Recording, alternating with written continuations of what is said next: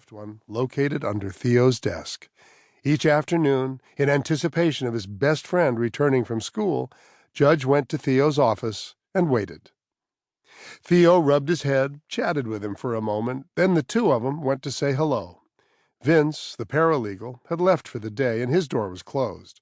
Dorothy, the real estate secretary, was hard at work, but stopped for a second to inquire as to how Theo's day had gone. The door to his mother's large office was closed, a clear indication that she was meeting with a client. She was a divorce lawyer. Most of her clients were women, and when they met behind closed doors, things were usually tense. Theo did not even think about knocking.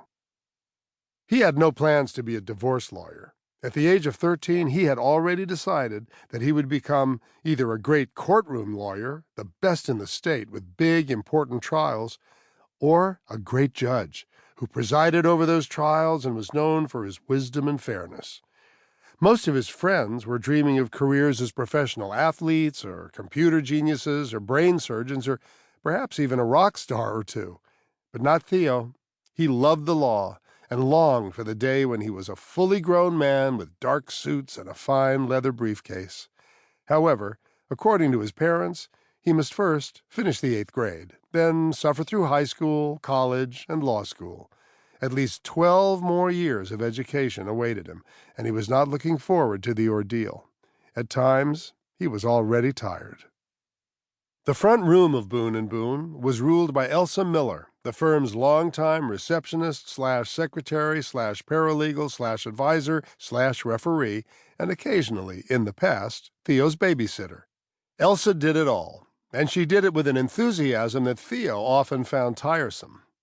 At the sight of him, she bounced up from her desk, grabbed him, hugged him, pinched both cheeks, all the while asking how his day had gone. It was the daily routine, and it rarely changed. "Just another boring day in school," Theo said, as he tried to wiggle out of her embrace. "You always say that. How was Scouts?" Elsa knew his schedule better than he did. If he had an appointment with the doctor or dentist, Elsa had it marked on her calendar. A science project due? Elsa reminded him. A scouting trip to the lake? Elsa was on it. She looked him up and down to make sure his shirt matched his pants, another irksome habit, and said, "Your mother is with a client, but your father's free right now." His father was always free, and alone. Woods Boone was a real estate lawyer who smoked a pipe, and because of the smoke, no one else in the firm ventured upstairs near his office. "Better hop on your homework," Elsa said, as she retreated to her desk. Every school day of his life, at least 3 people, his parents and Elsa, reminded him to do his homework. And the irritating part of it was that Theo always did his homework. No one had to remind him. Not once in his student life had he failed to do his homework, yet he was constantly being reminded to get it done. At times, he wanted to snap at them, all 3 of them, but that would cause more trouble than it was worth, and it wouldn't help matters. Part of being a good kid was learning to overlook the shortcomings of adults. They liked to repeat things, especially his father, and especially those little commands that were supposed to make Theo a better person. Brush your teeth, comb your hair, eat your vegetables, ride carefully and watch for traffic, do your homework. The list seemed endless. So instead of arguing, he said, "Yes, ma'am," and walked to the stairs. Judge was at his heels, and they headed up, making as much noise as possible. His father was known to nap in the late afternoon, and Theo, being a good kid, did not want to embarrass him by barging in mid-snore. But Mr. Boone was wide awake and lost in the usual pile of papers on his desk.